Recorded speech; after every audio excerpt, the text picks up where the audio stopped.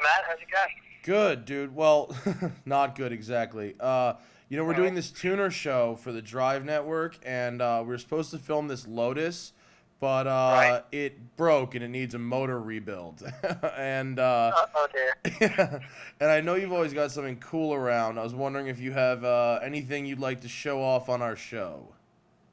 Yeah, we just finished 2011 M3 that we supercharged. It's not like the wide body car that we had that you drove and filmed. It's like a standard body, but very stealthy looking. And we just finished supercharging it. What kind of power does it make? It's making a little more than what we normally make. We normally make around 620 horse, but this thing's putting out closer to 700. I think we could probably do that. This is going to be an interesting episode. Obviously, it kind of came together last minute. And for those of you who know the Smoking Tire, I have driven a VF Engineering supercharged M3 before. The difference between that car and this car, of course, was the wide body kit. So that car had 345 rear tires with 7 inches wider stance than a stock M3. That made 620 horsepower. This car makes 690 horsepower and only has 295 rear tires on a stock body. So basically more power, and what I will expect is less grip.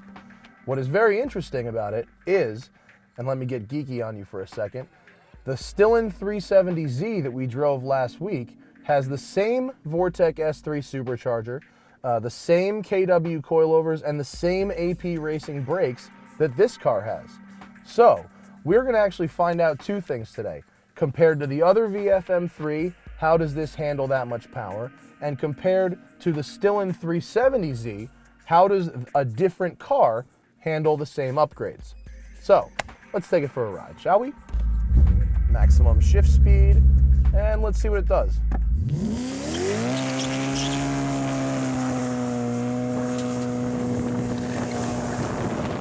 M3, as we all know, is an extremely competent chassis.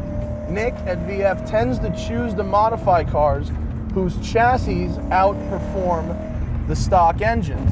So the Gallardos, the R8s, all feel kind of tame from the factory, if you can even believe that, and the M3 is no question. Typically we find that a car such as an M3 has a tremendous chassis, so it feels a little underwhelming. So adding our supercharger system, which equates to around 30 to 40% more horsepower, you bring the power up to the level of the handling. So the car now feels like it's alive and it's awake, where the power and the actual chassis, the handling of the car, are on par with each other. In addition to the VF Engineering supercharger system, this car has been modified by EAS in Anaheim. They have added a series of components to complete the well-roundedness of the car. So they chose to add AP Racing brakes, KW V3 suspension, and an Akropovich exhaust system. Combined with the supercharger, the car becomes a complete monster. This particular car dynoed at approximately 350 horsepower at the wheels. With the supercharger system in the exhaust, the final output was 575 horsepower at the wheels. 575 of the tires in this car, 10-second quarter miles, no problem. Turn-in's really good. Every single time I give it gas out of a corner though, even in third gear, yep, right there, traction control light does come on. As I look over the cliff, there are about 400-foot drop-offs to your death if you lose it, so forgive me if I don't shut that off. The car feels good though. I mean, it absolutely overpowers the tires.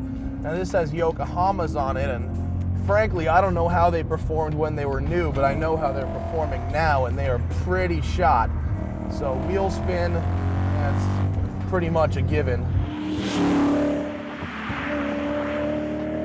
Throttle response is great though. It's immediate, progressive. The boost comes on in a linear way. I like that it doesn't just kick you in the ass all the way to the top. You know, you can use the power. Whoop, yeah, a little loose on the turn in there.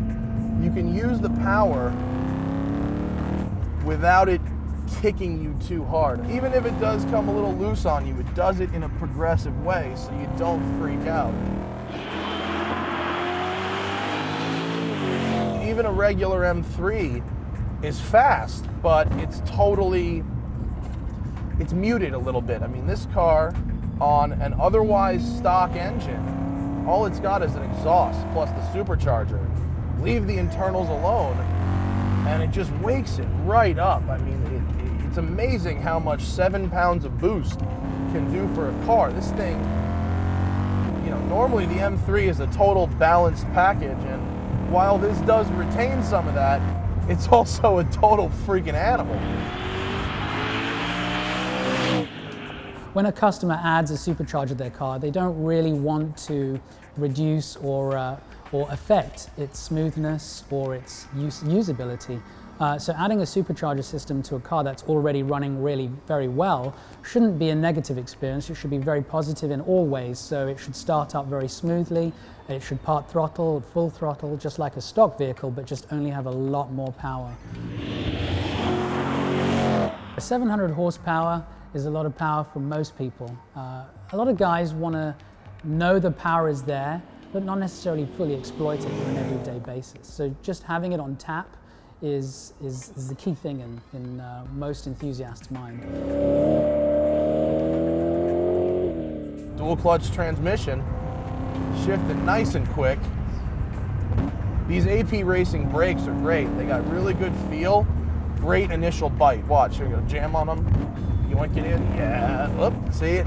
Get traction control. The speeds you could sustain on this car. You know, the last time I drove one of these, I was on a track and had a lot more tire. Everything kind of slows down at the track. Here, on a very tight canyon road, you really know how fast you can go.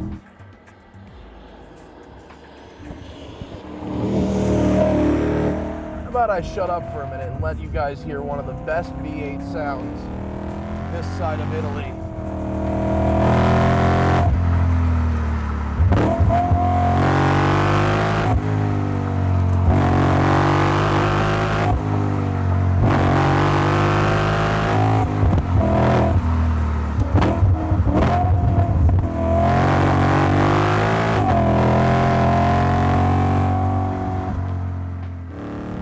Real nice sound to it. Sounds a lot like the competition package car we drove on the Smoking Tire.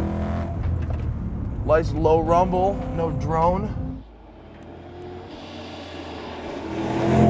We'd like to think this car is a sleeper. It's like a wolf in sheep's clothing. Aside from the wheels and a slightly modified trunk lid, it looks basically stock, except for when you pop the hood or go side by side with it at the strip or at the lights. Definitely have to say that VF Engineering has properly tuned this M3, because it is an animal. It's been a day of rather obvious lessons for us. For one, if you have a 700 horsepower M3, I might recommend a sticky set of tires.